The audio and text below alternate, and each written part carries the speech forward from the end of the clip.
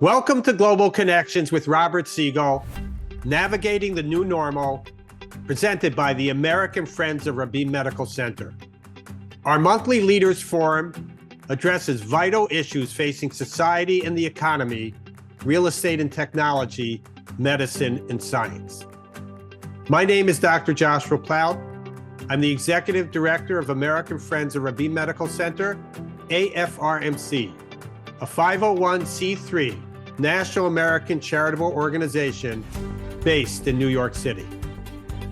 We at AFRMC represent Israel's premier hospital, Rabin Medical Center in Petah Tikva in Greater Tel Aviv, the leading institution named in honor of Prime Minister Yitzhak Rabin.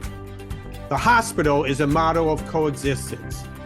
It serves 1 million patients annually from all ethnic and religious backgrounds with the same compassionate care.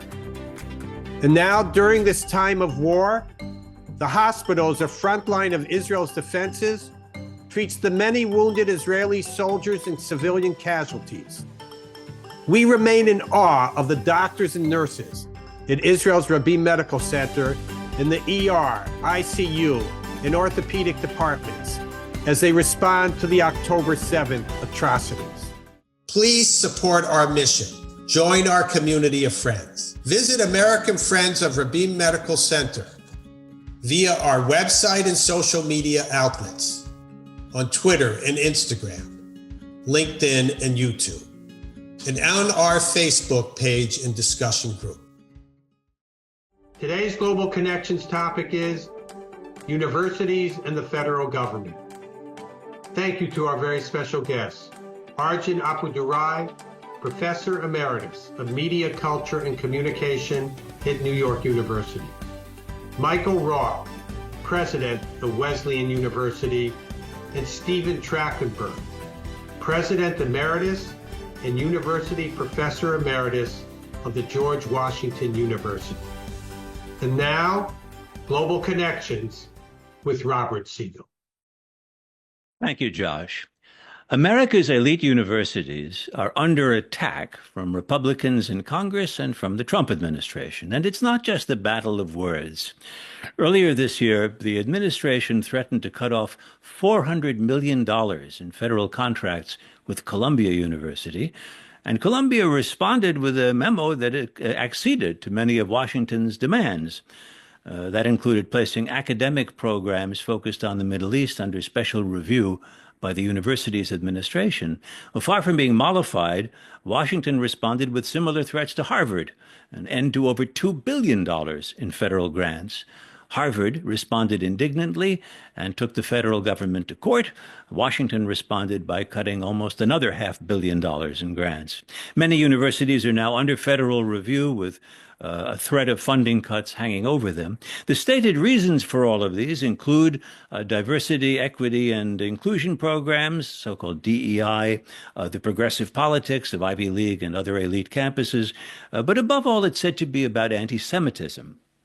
Anti-Semitic incidents have generally been on the rise in recent years, and the war in Gaza has certainly intensified support on campus and elsewhere for Palestinians.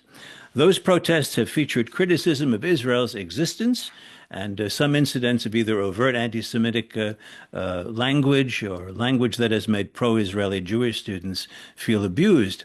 Well, it has turned into a painfully fractious conflict that has brought into question freedom of speech in academic settings, immigrants' protections under the First Amendment, the relationship between government and university, the excellence of American universities and the future of federally funded research, and perhaps the position of American Jews in American academic life. Big stuff. And we have a panel of exceptionally experienced and interesting people who have made their lives in the American university. And our first panelist, Michael S. Roth, has stood out as one of the most vocal critics among university presidents of the Republican attack on higher education. He is president of Wesleyan University in Connecticut. He's a graduate of that college who went on to earn a PhD at Princeton. President Roth, welcome to our panel. Thank you very much. Pleasure to be with you. In your April 5th op-ed in the New York Times, you took on the present, I would say, double-barreled crisis. It's about federal intrusion into higher education, and it's about anti-Semitism on campus, which is the rationale that those doing the intruding cite so often. You wrote, it isn't a legitimate effort to fight anti-Semitism. It's a cover for a wide range of agendas that have nothing to do with the welfare of the Jewish people. What do you say to people who say, look, Harvard and Columbia both issued reports which acknowledged there were instances of anti-Semitism in their campuses. There must be something behind the complaint. Yeah, well, there is anti-Semitism at Harvard and at Columbia and even here at dear old Wesleyan, as there is anywhere in America. And that's not really what's behind these attacks on universities. Behind the attacks on the universities is an effort to ideologically control higher education. And the Project 2025 made that clear. Chris Rufo has made that clear. And even in the most recent communications from the Department of Education to Harvard, insisting that Harvard has to change its ways, they don't make any mention of anti-Semitism. They seem to have forgot about the Jews, just as President Trump seems to have forgot about Israel on his recent trip to the Middle East. The use of anti-Semitism is a ploy to insist on bringing universities to heel, that is, to make sure that they follow the ideological dictates or even whims of the president. And we Jews should not be fooled. It is tempting at a time when there are genuine anti-Semites out there, and there are plenty of critics of Israel out there. It's tempting for Jews to align with the president who at times expresses support for Israel.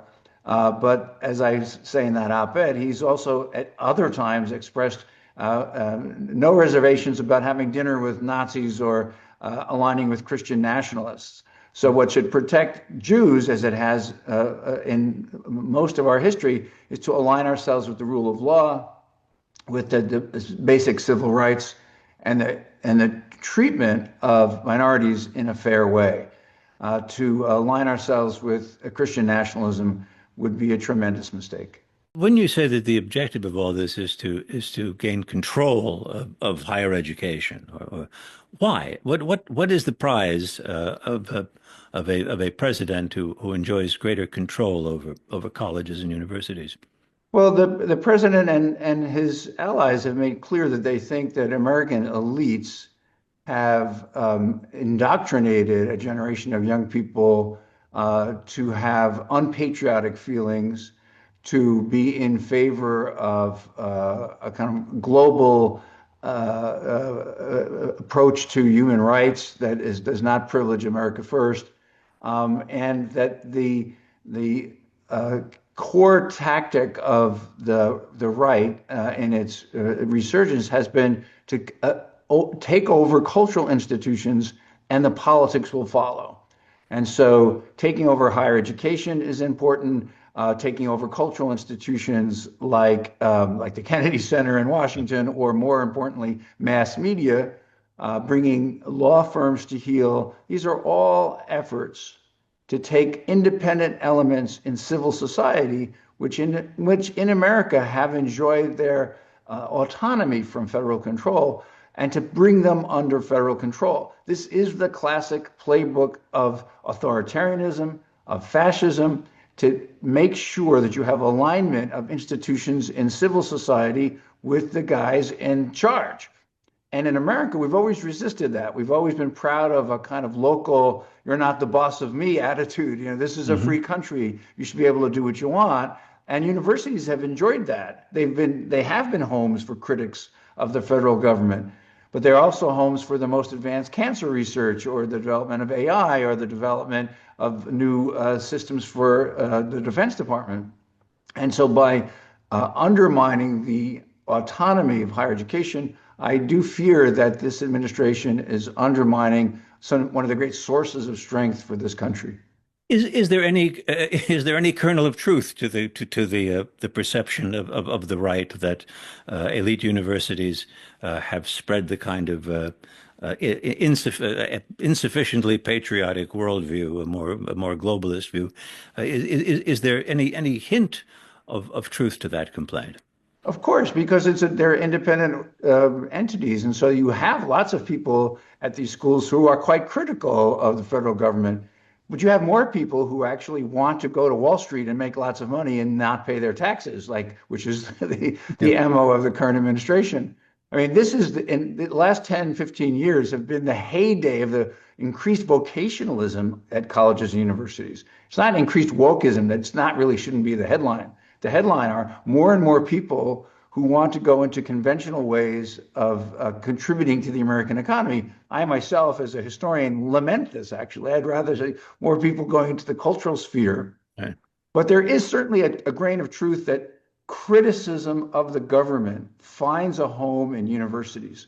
But that's a good thing. Mm-hmm. That just shows that universities are places for independent thinking and that you can have pushback against American institutions. There is a more important aspect of truth in the complaint that American universities have not been as hospitable to conservative thinkers, to religious students and faculty, to libertarian students and faculty. And I do think we in universities, and I've been arguing this for the last decade, have to do a much better job of being a more interesting and hospitable place for conservative and religious students and faculty members. Give us a sense. You're a university president. How important is federal funding to Wesleyan University? So on a $300 million budget, about $20 million annually goes through the federal government in one way or another. Some of those don't have a medical grants, school. Some of that is financial aid for students. And then all of us at colleges and universities who have endowments of any kind benefit from tax advantages to those who make charitable contributions to colleges and universities. And so the recent effort to create an endowment tax on some colleges and universities is a threat because we use our endowment to support financial aid. So 40% of our students are on very significant financial aid without any loans, and our endowment makes that possible. So one of the things that the government is doing is attacking universities by attacking their finances. And that is a tax on endowments. And at large research universities, particularly those with hospitals attached to them, they can go after major scientific grants. And that's really a shame because the scientific research profile of American colleges and universities is the best in the world. No one doubts that. And one of the reasons it's so important is because if you're running a business, you need to turn a profit pretty quickly. Mm-hmm. But if you're at a university, you can afford to do long-term research on cancer, on energy consumption, on the tools for the Defense Department in ways that don't have to have immediate payoff. And that's where the government invests in colleges and universities. They're not just subsidizing them for fun. They're actually investing in research that over time will pay great dividends for the country as a whole. President Roth, stick with us because we're going to have the discussion period in a little while. But we're going to turn now to our second panelist, who wrote a very interesting article in April in the Chronicle of Higher Education. Professor Arjun Appadurai's essay is titled "The University is a Hostage, but There's Hope." Appadurai is Professor Emeritus of Media, Culture, and Communication at New York University. He now lives in Berlin, where he's also a visiting professor at Humboldt University. He came to the United States from Mumbai, India, as a foreign student at Brandeis, and he went on to earn a doctorate at the University of Chicago, working on the Committee on Social Thought. Professor Appadurai, welcome. It's been nice meeting you. Thank you. Thank you very much. You've written about how weak American universities were when they were exposed to be under pressure from Washington, and you would say that they've been weakened in one way by a kind of academic mission creep, the expansion of institutional ambitions. I want you to explain that. What is the mission creep you have in mind? Well, though I'm not a professional historian like President Roth and several of you, I believe that over the last century, give or take, the university has taken on a very large number of functions that go beyond the function of transmitting existing knowledge creating new knowledge, and training young people to think well. That's the core pretty much. But now we have a very large range of functions that go from adjudicating American civil rights law on our campuses in some great detail, dealing with extremely complex fiscal issues that have to do with the endowment, with fees, with our financial aid systems, which are extremely complex. Thirdly, IT issues, which put us deep in the heart of Silicon Valley every day for our teaching technologies, our emails, so on and so forth. Then we have another range of functions, which I call pastoral.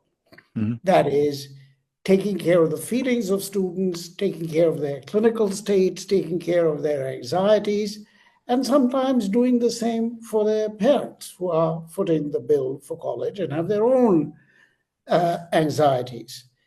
Of course, we have huge medical systems that serve a tremendous function, but that also were not part of the original design. If you go back to the history of universities in Europe and go back to Bologna or Göttingen or wherever, the idea of them being hospitals would strike everyone as extremely strange. Mm-hmm, mm-hmm. So that these are examples, but I think you can multiply them. I've not even touched on athletics, yes, which is a separate business in the US, but now has become a portfolio of the university. So the core functions have been lost a bit to view, and these additional functions consume huge amounts of energy, money, attention. One provocative word you use in describing what the contemporary university feels it must be is a kindergarten.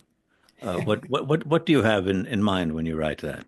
Well, yes, it's a strong word, and it's a word that says that while we think often that we are doing the best to be mindful of the needs of the young adults who come to our classes, actually we are often infantilizing them.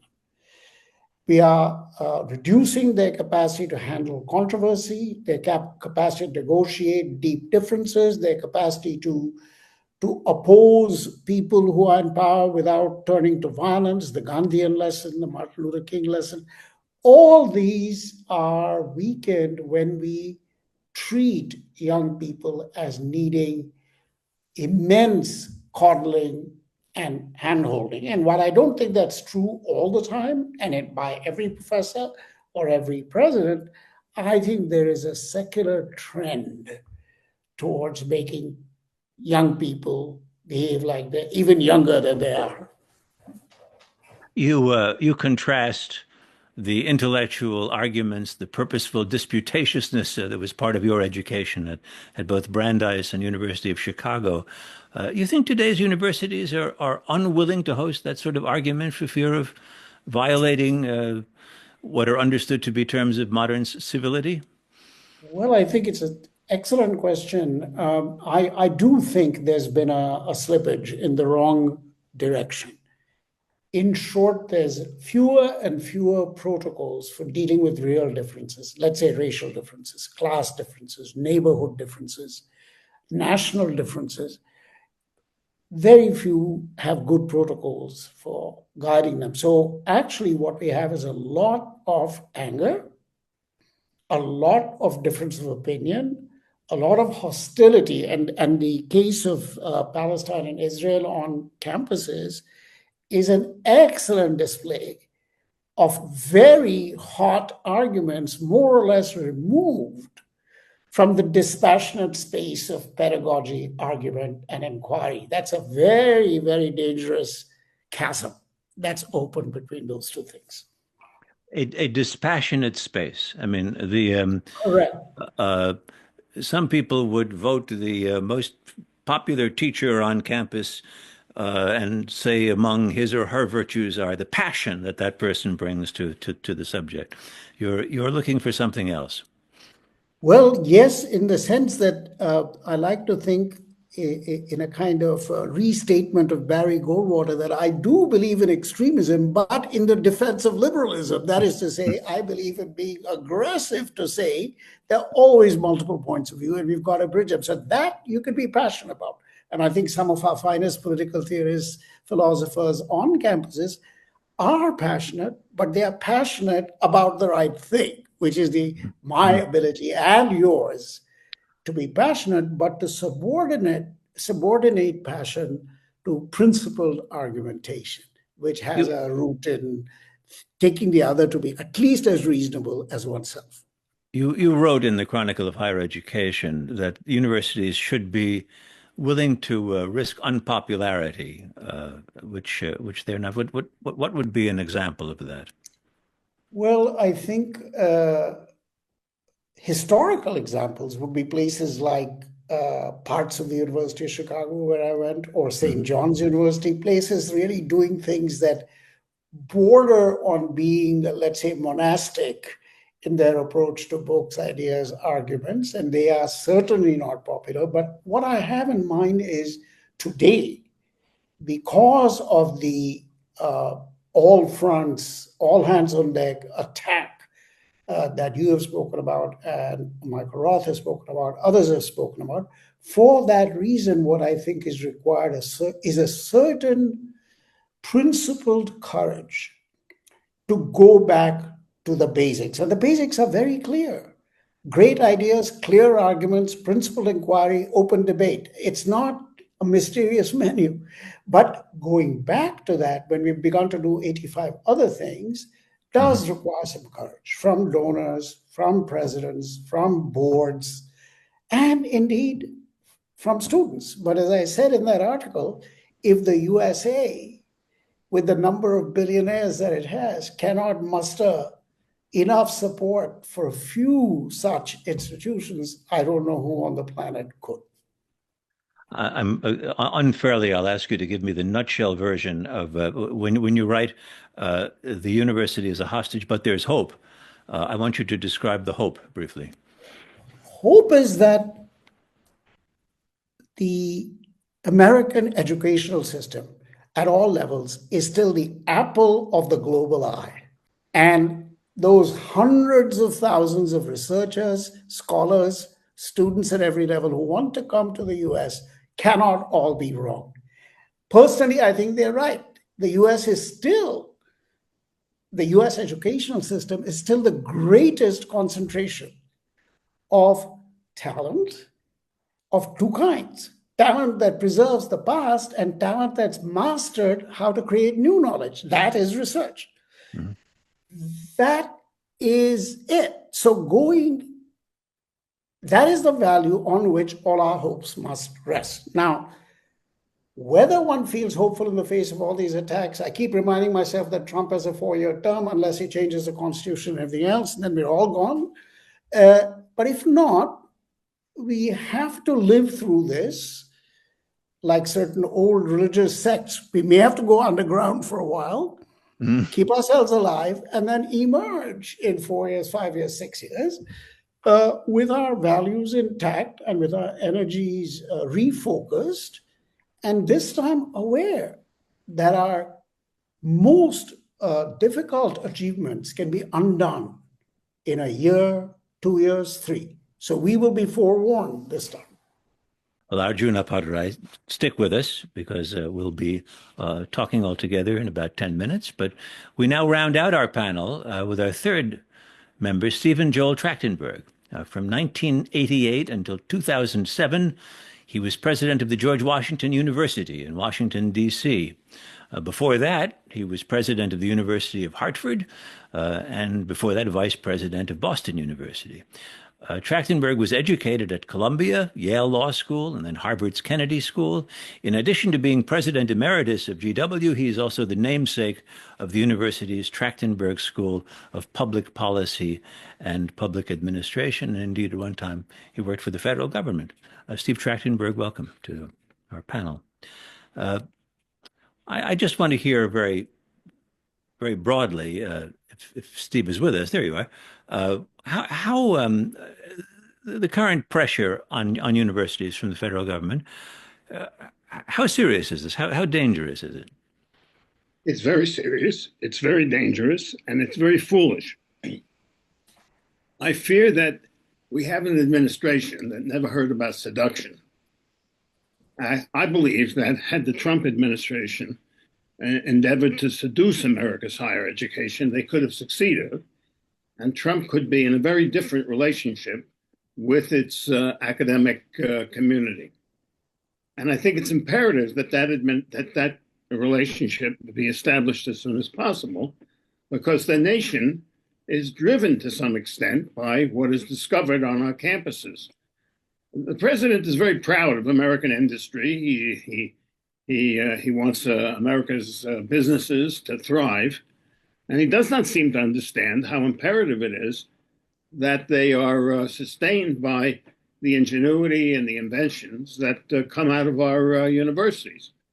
He also doesn't seem to understand that by cutting off funding of research scholars who are searching for the cures to cancer in one thing or another, he's injuring America and not making America great again, but making it worse.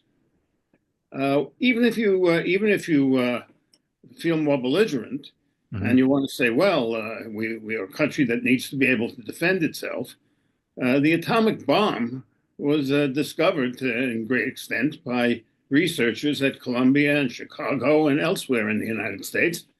And those, talking about Chicago University of Chicago, to diminish the capacity of our universities, it seems to me is a self-inflicted wound.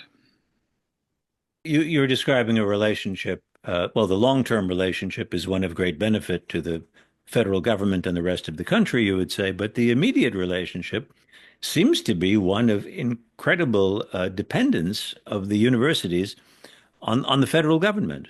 Well, some universities and not others. Michael Roth is fortunate in being the president of a reasonably well-endowed college, and one which does not have a medical school or a school of engineering.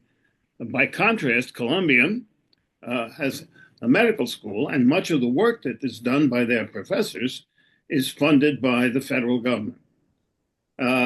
We've developed a model which this is work done for pay. I mean, it's not as if they are being charitable to Columbia. They're going to Columbia because they believe that the professor at Columbia is the best person to investigate some aspect of the science that they're interested in. I myself was a lawyer for a couple of years with the U.S. Atomic Energy Commission, and we contracted with American universities all over the country, from New York to California, to do research that was in the interests of the American people. The research that is being cut off is research that is being done on behalf of the American people. It seems a strange way to punish the universities for what they believe are infractions. Indeed, it seems to me like cutting off your nose to spite your face. Something that might happen at the medical school, I guess.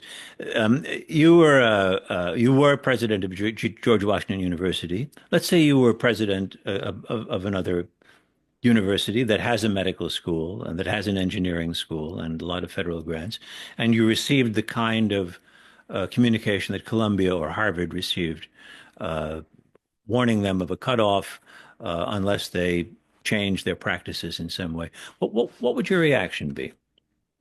Horror. I think the first thing I do is try to get a drink. Listen, it's a real problem. The universities have, in fact, made themselves hostage to their investors, and to the extent that they have all sorts of protocols, including tenure, they're going to suffer if they try to maintain the way they do business without having their principal client there to fund them. So the university, who is being threatened by Donald Trump, is got a serious advocate against them, and they have to deal with it seriously. and they have to make hard choices. Harvard has made one choice. We'll see how that works out. My first inclination would be to say, as Mr. Trump might, let's make a deal. And I think Mr. Trump might say, I don't think you have very good cards, is what I think he might say. He might indeed, and then you try to take your case to the American people. I think Mr. Trump is wrong, and as I said earlier, in trying not to seduce America's higher education. America's higher education is as patriotic and as committed to the country as any other institution. Now, I understand that there are Republicans and Democrats; they hold different points of view, but there is a middle, and Mr. Trump has got to be aware of the fact that he's not going to live forever. He's not going to serve forever. There will be a Democratic president who will follow him, and if that president were to pursue his goals in the manner that Mr. Trump is, there'd be a significant reversal. The truth of the matter is, there are plenty of things that are wrong with America's universities, and that changing and refreshing is a useful thing for all institutions, higher education as well as medicine, as well as commerce and all sorts of other activities that go on in the country.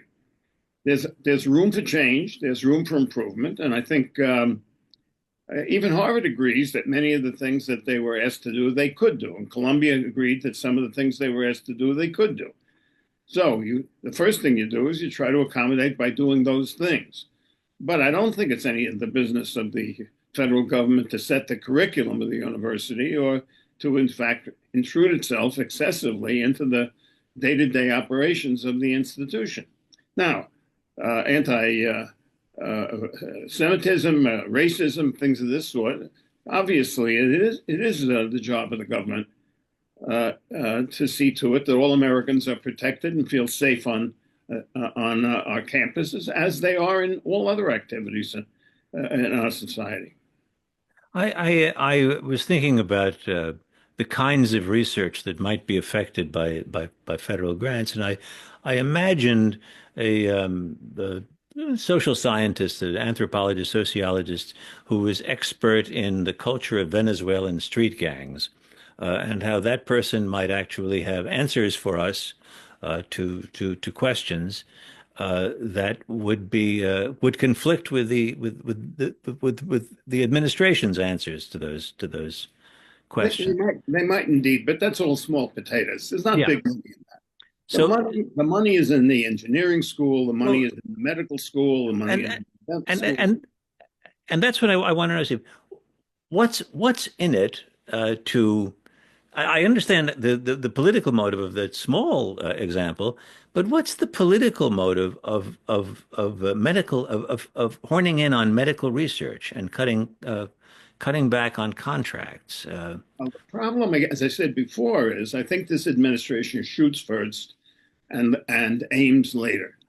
I think had they aimed differently, we might have had an outcome in which they said, well, we're going to cut back on grants to the humanities or the social sciences, but we're going to leave the medical school and the engineering school money alone. That would have injured the universities and clearly gotten their attention. Mm-hmm. But it wouldn't have crippled them.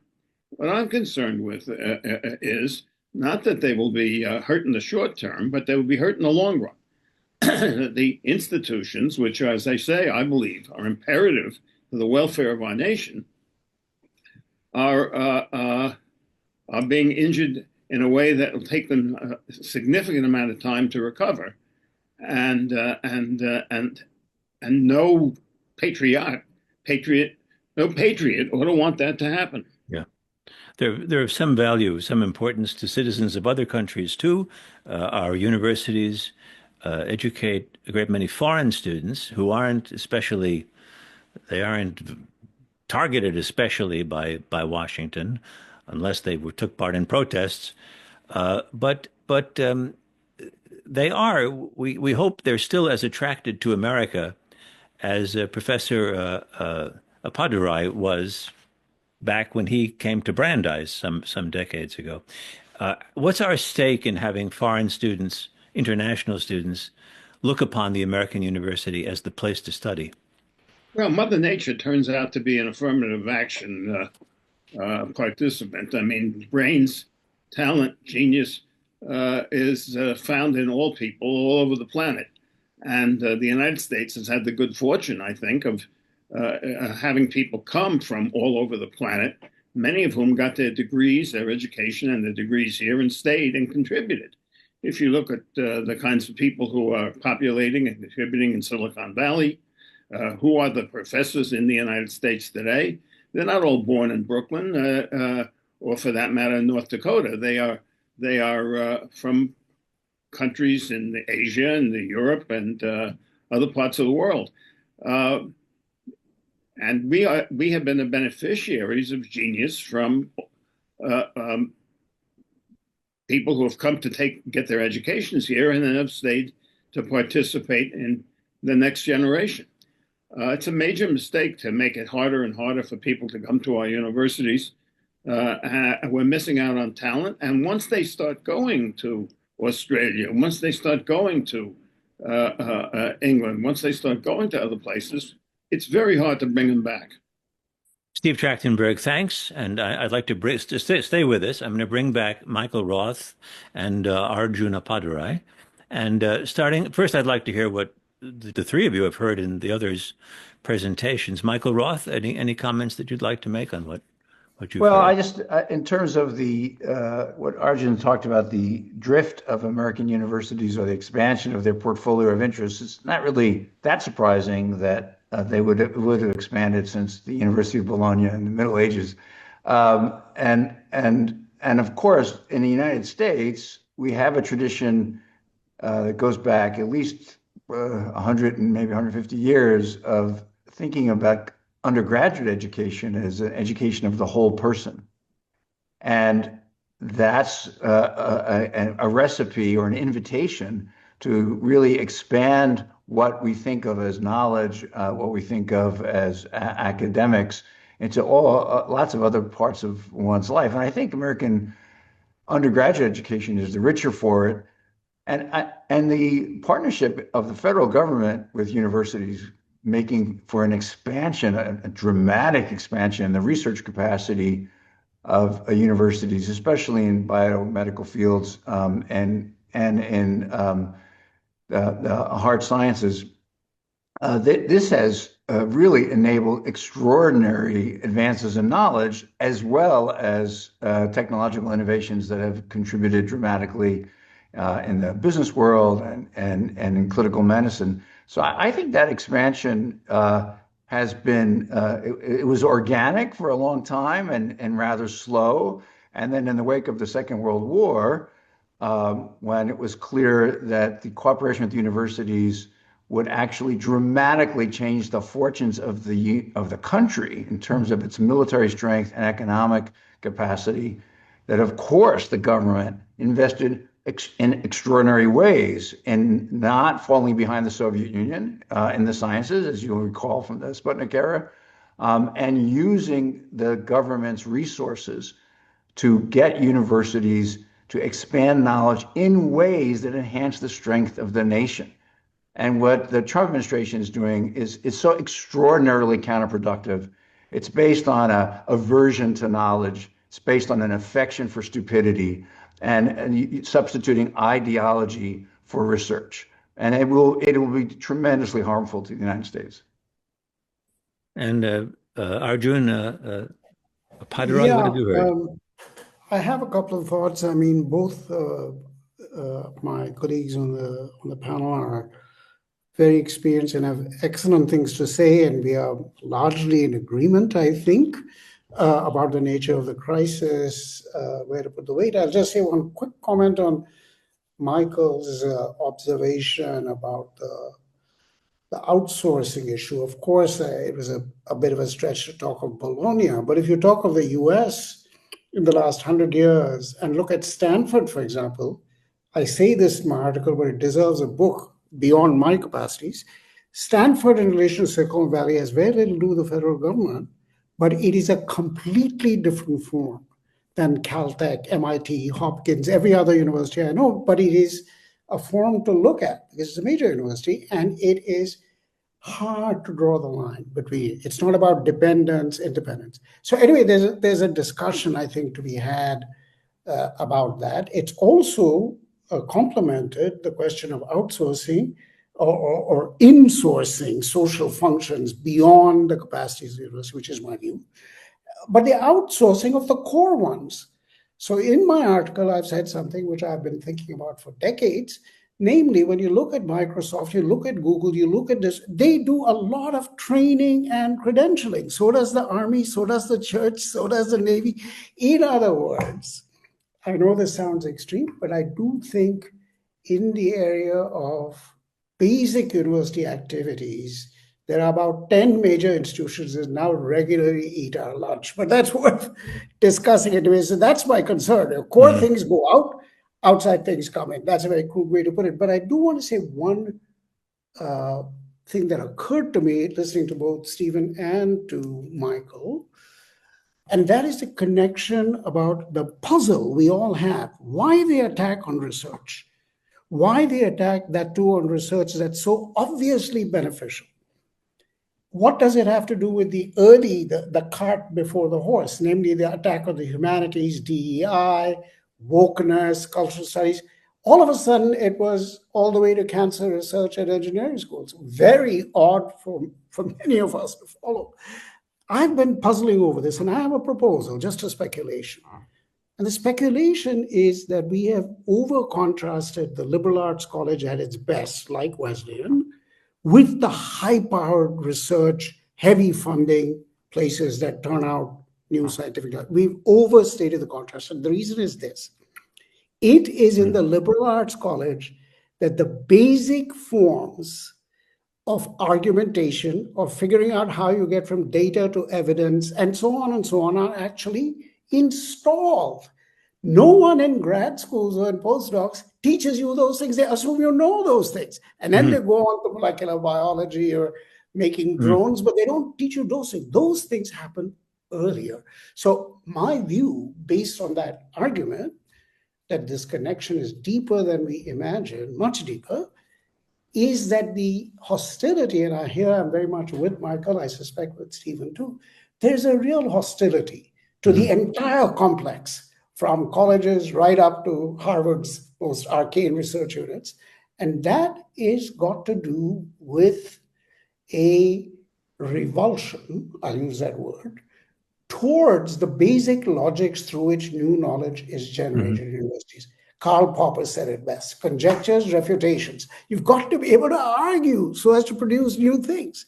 And when you're completely closed and you think you know everything, the place that's most dangerous for you is the university, big, small, and medium. So that's my actual view of the problem.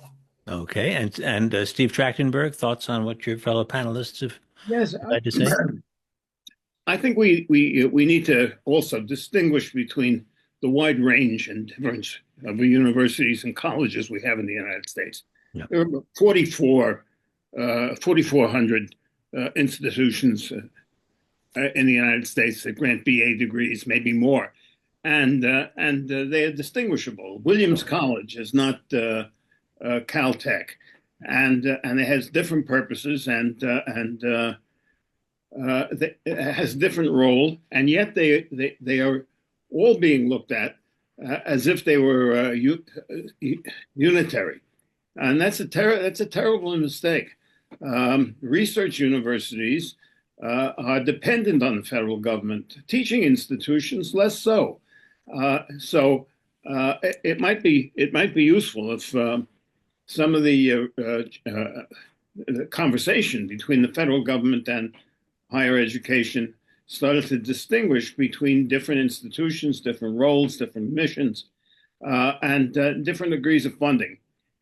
When I was working in the federal government, one of the things we did was to have financial aid instead of coming to the universities, going to the students, who then took their financial aid and went to different institutions, bringing it with them. It became the student's choice where those federal dollars were spent. And the student got to pick that they want to go to a liberal arts college, or they want to go to St. John's, and they want to go to Columbia as an undergraduate. I mean, the range of choices in the United States is absolutely overwhelming, and you wouldn't think that any of this was true if you looked at the way the government is relating to higher education presently. I went into did a very superficial research on what I read about many years ago, which was, in my experience, the worst I'd ever read of a government and in this case science, which was the story of Trofim Lysenko, the Soviet geneticist who, against most scientific evidence from the late 19th century on, held by Lamarck's view that acquired traits can be transmitted genetically, and was a shrewd enough and vicious enough politician in the world of Joseph Stalin to become in charge of genetics in the Soviet Union, and ultimately responsible for famines in both the Soviet Union and China. His ideas went unchecked. That to me is like total political control. And reading a bit about him, a lot of the politics was very petty. It was doing away with this rival and that rival, and advancing in the process this, to put it mildly, an unusual or a minority view of his science. Are we in any danger of that kind of insanity? I just wonder. I mean, we do have arguments about vaccines that seem they seem primitive to my ear. But are we a stable enough country? Has the university generally, and the various kinds, as Steve points out, kinds of universities, have they established significant connection with the American people that we would see scientists prevail over political interference in Well, that? I was just thinking as you were asking that question, that Senator Kennedy, Secretary Kennedy, seems to have repudiated germ theory. I mean, he's taking his grandchildren swimming in some in Rock Creek. In Rock Creek, yes, in Washington, D.C., where there's fecal matter in the water, what I can't imagine is that his children allow him to take the grandchildren in swimming with him. Yeah. What he wants to do with himself is one thing, but there's something bizarre in that. Yeah. It's scary. I think the greater danger is that in American universities is that someone will say, well, as long as my research isn't compromised, I will swear an oath of loyalty. I will accommodate. What do I care about the anthropology department? I'm in English. Well, what do I care about it? And so and this is what they're trying to do. You get the guys in molecular biology who don't really care about how we teach Middle Eastern history, or maybe even object to it themselves, to say, okay, well, let's make a deal. Let's make a deal. This is, I think in 90% of the professors in Italy swore an oath to Mussolini. The Jews in German universities weren't given an opportunity. So that was good for the United States. The guys who can leave will go to the University of Toronto, like the famous anti-fascists from Yale, and the ones, or they'll get research jobs in Berlin or in Paris or in Beijing. And the other ones will have to, either they'll make a deal or they'll be in the resistance. But it's this is an attack on the autonomy of the pursuit of knowledge, and they're attacking the sciences because that's where the money is. But it's really an attack on the culture of the university. And I do fear that many people they'll accommodate themselves with, they say, I'm not a racist, but I can swear allegiance to people who are racist because I want to do my X, whatever X is. And I think we in the university have to stand for the freedom of expression and the freedom of for inquiry that will, without which the university is just meaningless. Arjun, Yeah, thoughts on I this? want to actually, that's a very helpful exchange. And I think the thing that we don't want to lose sight of is that Trump and his regime, I'll just say Trump for short, the wholesale attack on universities, large, small, Eastern, Western, public, private, it's a pretty inclusive agenda he has for a man who's against inclusion. But it's part of, I think we have to remember, a more general attack on what we can only call either liberalism or liberals in the US. So it's root and branch. It's the Constitution, it's the law, it's elections. So the university is part of something. And here I think Michael is right that it is about knowledge, it's about free inquiry, it's about debate. But all those things are the place where the university connects into the bigger bloodstream. And honestly, I think Trump, if I could use a strong word, hates it. Hates that bigger thing because he's made of different stuff. Just let's leave it like that. But the thing I would add, going back to your comment about Stalin, I don't take those things lightly at all. I'm one of some small number of people who has observed that Elon Musk's depredations with his young student acolytes is a lot like Mao in the Cultural Revolution, except that Mao was doing it under the banner of Marxism. Mm-hmm. Here we're doing it under the banner of, let's call it capitalism, but it is a wholesale cultural revolution. It's an attack on age, generations, expertise, the works. That is what Mao did. And that led to the Great Leap backward. So that's one thing that I do think we should look at these dictators. The last thing I'll say, which worries me awfully, is a sense that I've had for a long time that whether in India, where I went to college, and I was very lucky to get a very good education, or in the US, where I was even luckier, it takes decades, sometimes centuries, to build really powerful institutions. You can undo them in 3, 5, 7 years. I've seen it. I've seen it myself. So I would say we really need to be thoughtful even about how to wait this out, because undoing is dangerously feasible and building is very slow and very hard. Well, let me ask all of you this, starting with Steve Trachtenberg. How concerned are you about the reaction to all of this being the sort of I'll quietly cultivate my own garden response that Michael Roth described, and why get involved in a problem that doesn't really affect my department, and how vigorous a response do you think the universities will ultimately make? And how long might the damage of this encounter with the federal government be? How bad might it be? I think it could be profound. I think once you break these things, they're very hard to put back together again. I think one of the things we'll potentially lose will be is the stream of talent that comes to us from other countries. India might be one, but I can think of people who come from all over the planet who try to come to the United States. Who will go to multiple other countries, which will be glad to take them in and benefit from our misfortune. This is, I think, as you quite rightly point out, a significant cultural issue. Now, it's not the first time it's happened, and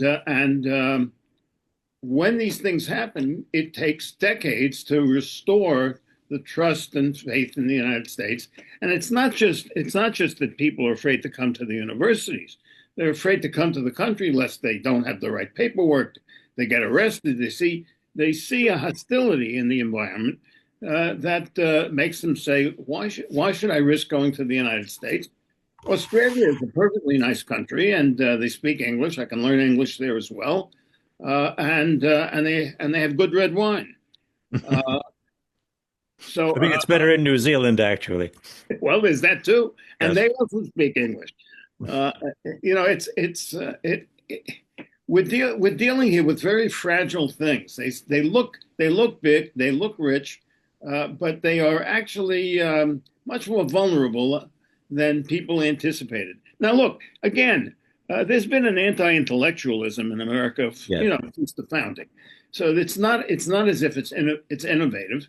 And I have been concerned, and I think Michael too, I think I've read things that he's written, about the drift towards vocationalism in American higher education in the last generation, where it became less and less about the whole man, is I think the phrase you used, having to do with education for its own sake, and merely for what the degree can earn for you when you go back out on the job market. Everybody has to work, everybody has to eat, and education is imperative in that.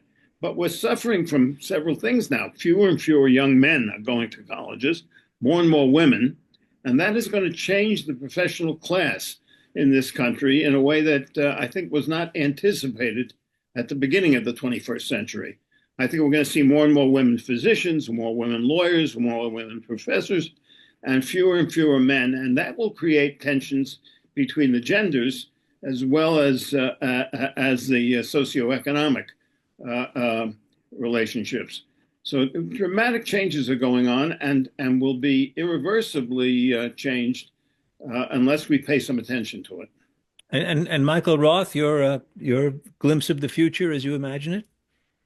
Well, I think if we need to resist these attempts to control our freedoms, and like everyone has said, it's much harder to get your freedom back after you've lost it. You should defend it while you still have it, and I think that that extends not just to people protecting their own endowment or their own area of the university, but to protect the freedom of inquiry, freedom of expression, the rights of autonomous institutions and individuals within them to learn in an atmosphere conducive to exploration.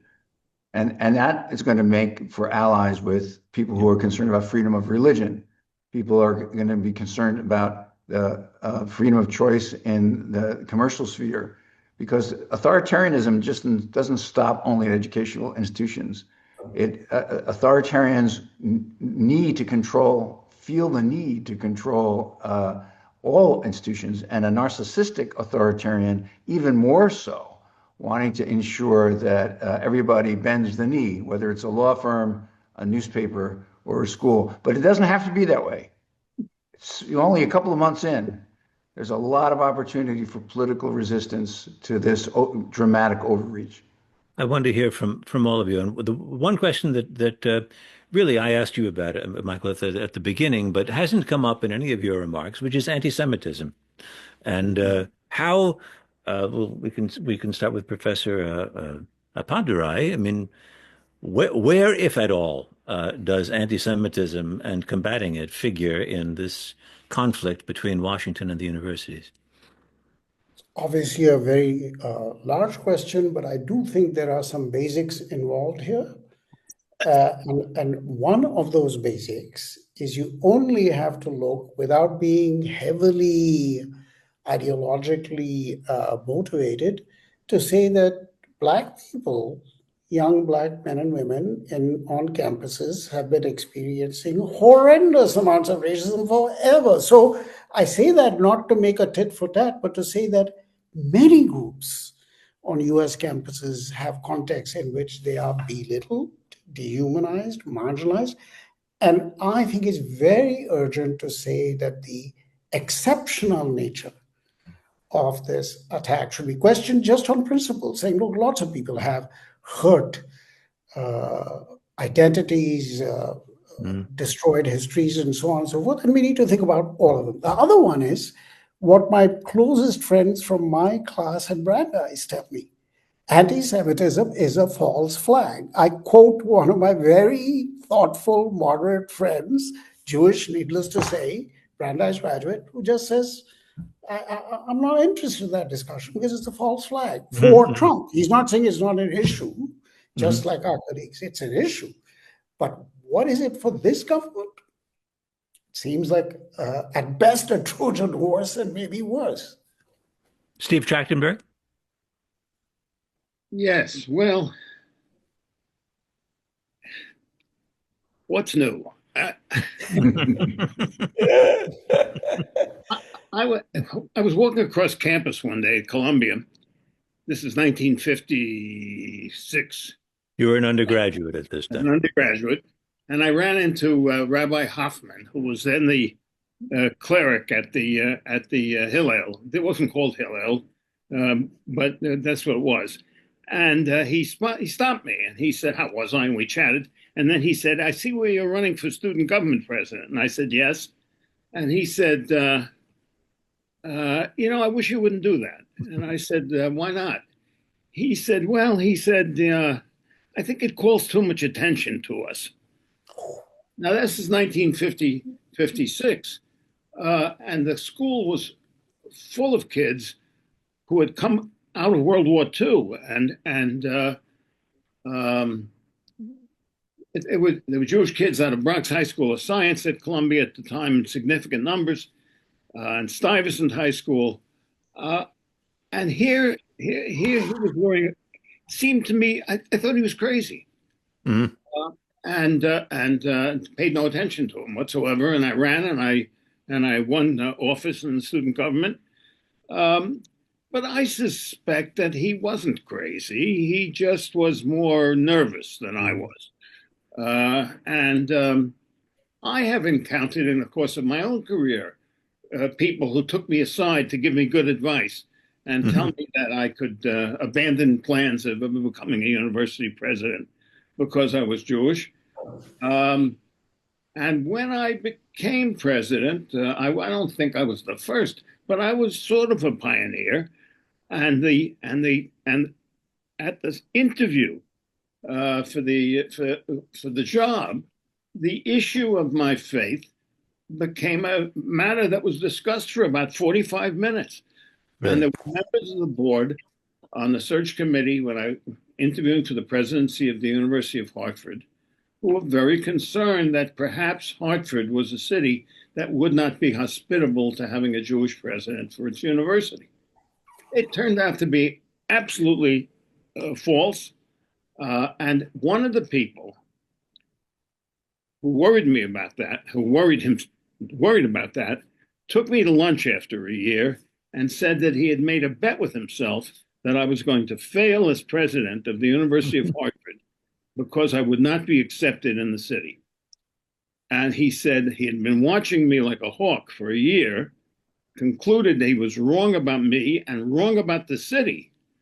And he then gave me a gift to the university of $25,000 because he said that was the bet he had made with himself.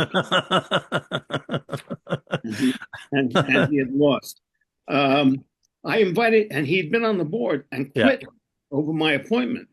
I asked him to come back on the board, and he said no. He said he concluded that he was so wrong about Hartford that he probably was no longer current enough to be able to serve. So these are issues that have been with us since the founding of the country. They will be with us for a while. I think it's important to push back, to protect our students, and get on with life. I don't think we ought to make more out of this than it deserves. And Michael Roth, the last word, and it'll have to be a brief one because I've not managed time well enough. Well, I just agree with my friends here that it's a false flag. Anti-Semitism, of course, exists. The old Jewish definition, as you probably know, is hating Jews more than is necessary. Garber, Eisgruber, Roth, the three resistors to Trump. It sounds like a firm of orthodontists. I mean, it's where there should be so much. There should be the level of anti-Semitism you have at Cambridge. We should have in Congress. I mean, we don't. It's not great. It's always can be better, but it's a false flag. It's just an attempt to get control using Jews as a vehicle for that control. Well, Michael Roth, Stephen Joel Trachtenberg, and Arjun Appadurai, thanks to all three of you for a very interesting hour. Thank you. Discussion. And many thanks to Joshua Plout and Roni Giuliano of American Friends of Rabin Medical Center, the producers of Global Connections, and also to our technical director, Bobby Grandone. American Friends of Rabin Medical Center is a 501c3 national charitable organization which represents, in the United States, Israel's largest hospital, Rabin Medical Center in Petach Tikva in Greater Tel Aviv. The website is www.afrmc.org. Thank you, and stay safe.